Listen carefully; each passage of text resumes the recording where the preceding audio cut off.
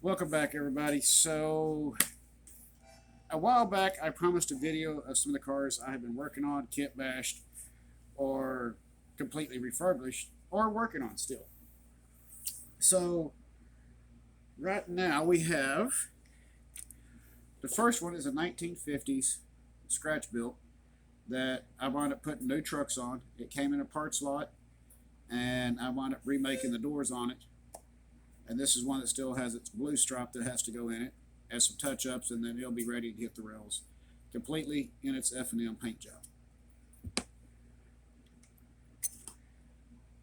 Of course, this one was the scratch build everybody has watched on this channel get built, the Spirit of Teresa car. So that one doesn't really count. This one was the very first kit bash on this channel. And I'm actually thinking about seriously redoing it by adding in a new floor to it and redoing the roof. But this was the first one. It started life out as two Pennsylvania combine cars that, because nobody bought them, they were 027, and I kit bashed it to a point of O scale dimensions and length, and doing a whole lot of work, which there's a lot of videos on that one.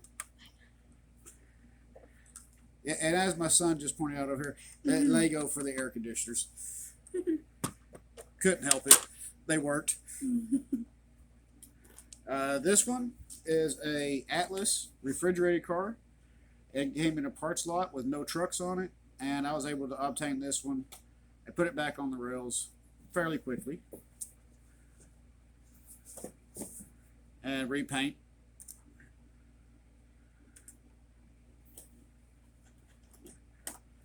This was the K-line refrigerated that I wound up repainting. I got some temporary trucks on it right now, which are actually coach trucks. Those will go into another project. I'll get some more freight trucks to go on it. But, that was one that got rebuilt as well for passenger or freight service.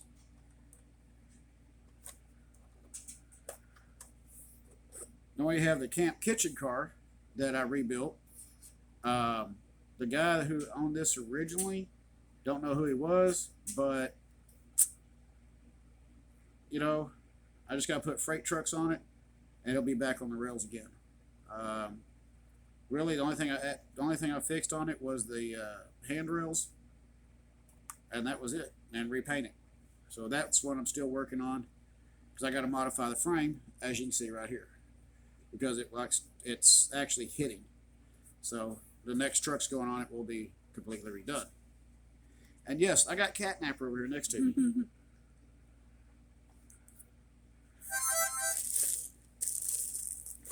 Then there's this one that I'm currently working on. This one right here, I'm just going to change the wheels out on, put some Lionel wheels in it. And the couplers, I don't know, I may just order new couplers and put in here. Since I do run 096, I could get away with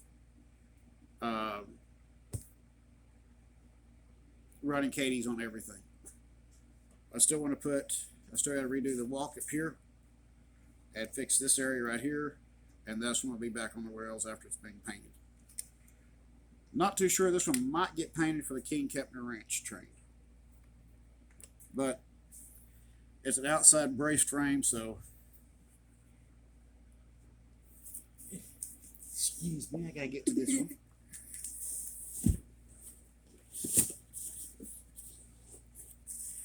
And we have some that are still needing trucks, such as this one. Here's another 1950s scratch build that a little bit of modification to get new trucks on it, and it'll be ready to go.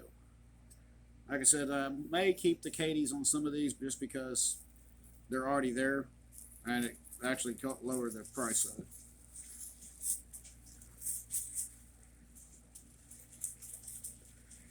Wrap these back up. I'll wrap this one back up.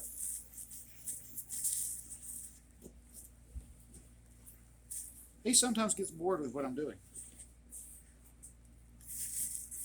Here's another 1950s scratch build. This one is a Burlington and Quincy.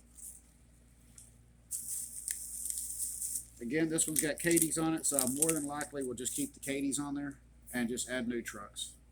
And then, of course, remake the door hatches for this reefer. I don't know, because the paint job on it's pretty, looks like maybe some water got to it at some point. I don't know.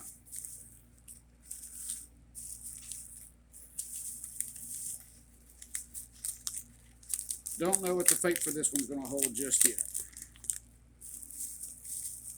It may wind up getting repainted, it may not. I may just leave it in its natural weathering state.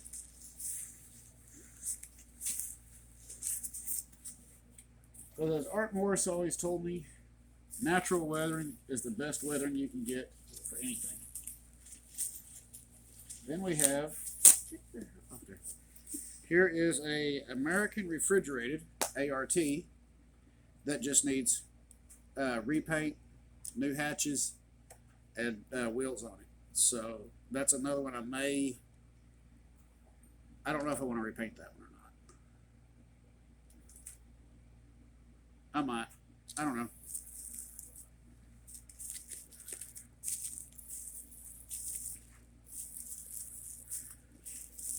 I do like to save these old cars. Yeah, it's a little bit of work, but saving them, it preserves a piece of history.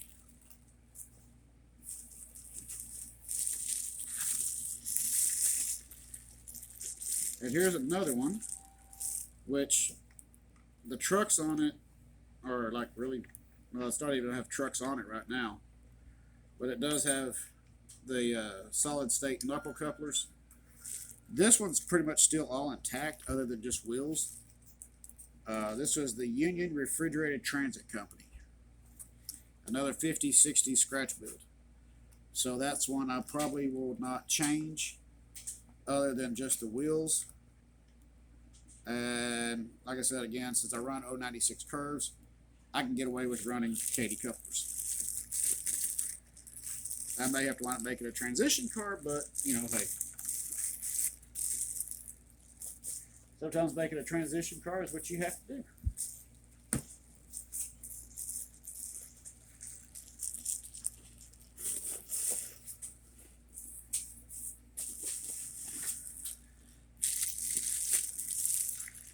Here's another one I'm working on. This is the Clover Bloom Butter Company, Armor Refrigeration. This one right here, again, it's already got its metal knuckle couplers, and it just needs wheels on it. So that might be another one I may wind up leaving as is and just put new wheels underneath it. Don't know.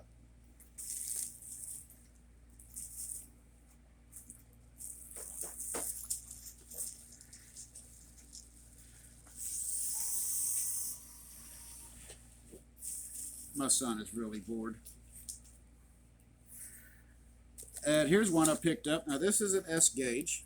I picked this one up more for, I was going to do something with the display that to represent both the narrow gauge and standard gauge of American railroading and that of Mexico as well. And if you ever see a picture of them side by side, that is a very, very close representation of both narrow gauge and standard gauge. That was the whole purpose behind this one.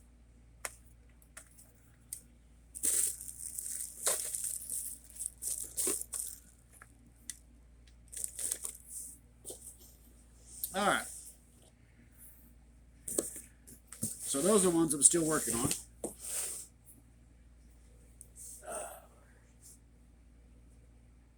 Now for the what I call Big Bertha. This is a late 50s, early 60s scratch build that I put Atlas trucks on. I'm having to go back to Precision and order the cast metal steps to go on the ends. I do have the diaphragms to replace those. Other than a repaint, that's pretty much all that's going to be done to this one. And I rebuilt the frame down here.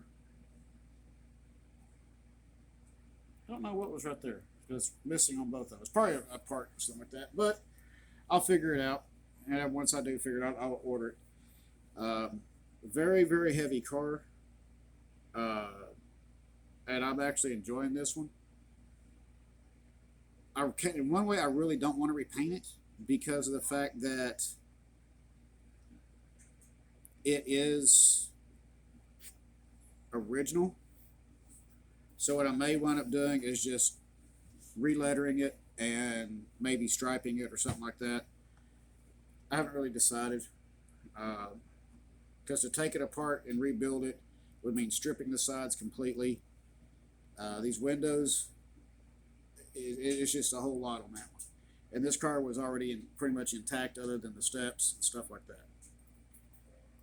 And that's a very, very heavy car. One of the heaviest so far on my route. We got some others down here which I really don't have to do anything with. Here's the Wabash.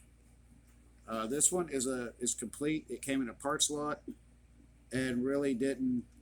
I don't have to do anything to it other than just change out the wheel sets. Yeah, that'll pretty much be about it. Just change out the wheels and probably leave the Katy couplers on this one. I don't know. I'll probably will wind up changing a lot of that.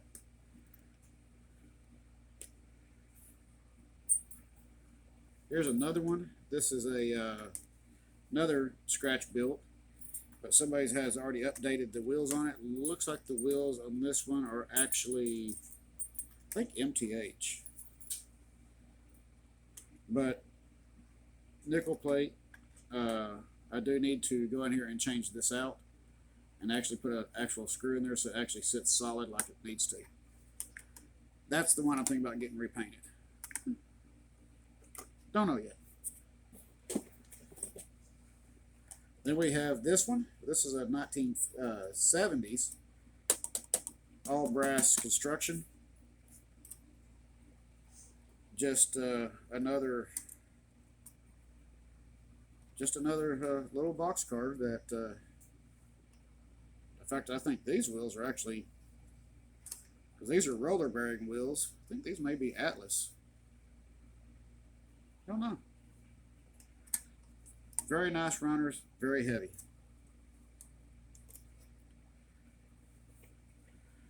Canadian Pacific. You know what? I'm not a Canadian fan. Canadian Pacific has definitely helped out the industry over the years. But this one, it's an all brass car. So this is probably going to be the one that will wind up getting repainted. I did a little bit of work to this one some time back. And I'm still having issues with the wheels on it right there. Biggest problem with it is the way that they were mounted. It's not a good solid mount. And that definitely makes for issues when you're rolling down the rails. So be prepared because that's probably going to be the one that's fixing to get repainted and striped.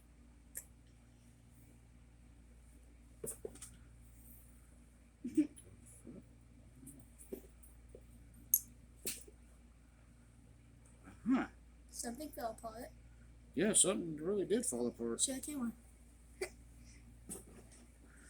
Well, here's the reading. Apparently, this one decided it didn't like life. It's fixable. It's repairable. I'm not worried about that. Yeah. Okay. Yeah. Okay. It just slips right back in. And I could fix that real quick. So, and that, and change out the screws to make it a more solid mount, and put the wheels back in. Yeah, side frame. Somebody please tell me why they would do that. Just a little bar. Ooh, what was that that just came off of my hand? It's in my hand. Oh, my hand. I wonder if it's off of that. That's why I say it's on my hand. No.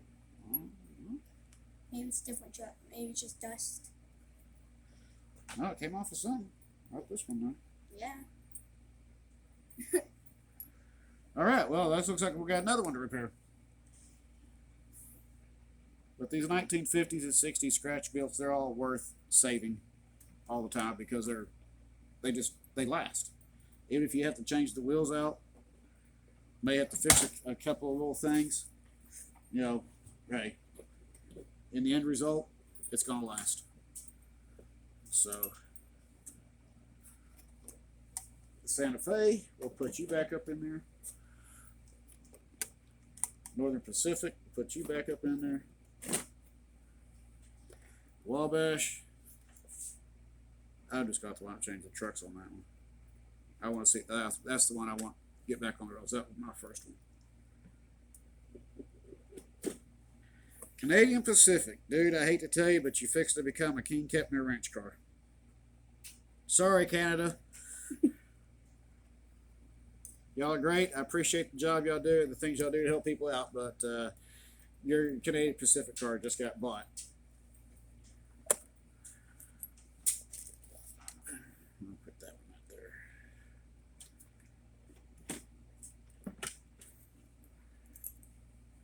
All right. So there's all the ones that I have saved. Well, saved and or rebuilt. Here's another one I saved. This is a Toy Train Museum TCA card that was issued at some point by K-Line. I understand it was special. It came in a parts lot, and it was in pretty bad shape. It needed a rooftop, so I created a rooftop for it and added some paint details and put her back on the rails, and she does lights up very well. So I've been very happy with that little car.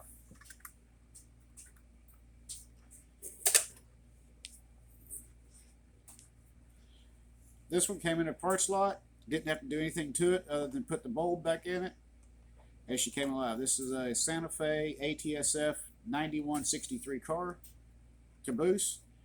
I will like to change out this rear truck at some point because I want the double knuckle on each end. So other than that, it runs. It does just fine. And that is O gauge, not 027. Then we have another little 027, 6457. And this one I had to do absolutely zero to. It does light up if I'll ever replace the bulb in it.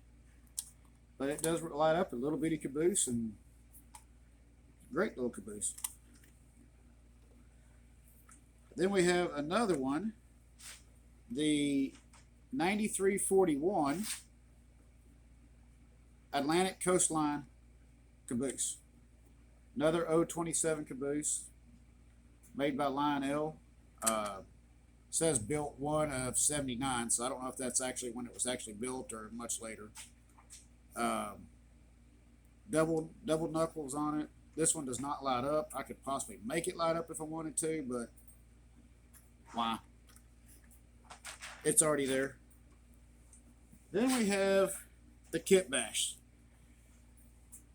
This is the NDAM long caboose, which I will be putting the letters on tonight for the NDAM, and it'll be complete. And then, of course, the satin clear to tone down the gloss on it. And yeah, so this one was a fun one right here to build. It was came out of two parts lots. One was like really messed up, and the other one wasn't. So I just took the two and combined it, gave it a taller cupola, extended the length of it, made my own ladders. The antenna wire made myself, added marker lights to the rear, and even added some under frame detailing. So that was the fun one. Now we have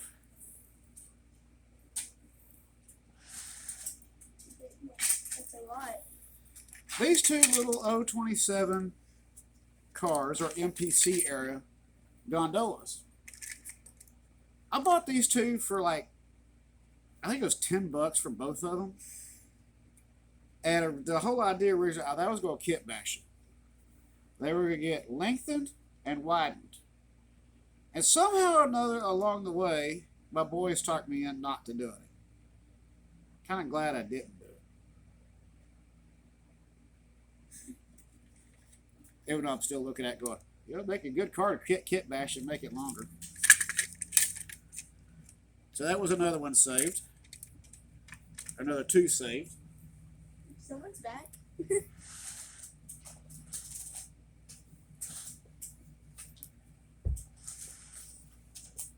The favorite one of the channel, the King Kepner Ranch Modern Day Hutch. This one was a lot of fun. It seems to be this channel's favorite one. And I'm glad y'all enjoyed the build on this one and watching it be built. She is very long, but a lot of fun to run and see it go around the rails. I had to recreate the smokestack for both ends. I made the ladders, underframe detailing, painted it in an intense metallic blue pearl, and that was what I did on that one. Now we have a Happy birthday. This is one of the tank cars I saved. This is a oh, what was that name? Somewhere around here that I can't read it. But it was one that was came in a parts lot. It's an old scale that within a matter of 2 hours was back on the rails and running. The only thing I have to do is make the rails to go around the tank and make the ladder for it, and it'll be ready to go. And that's completely done.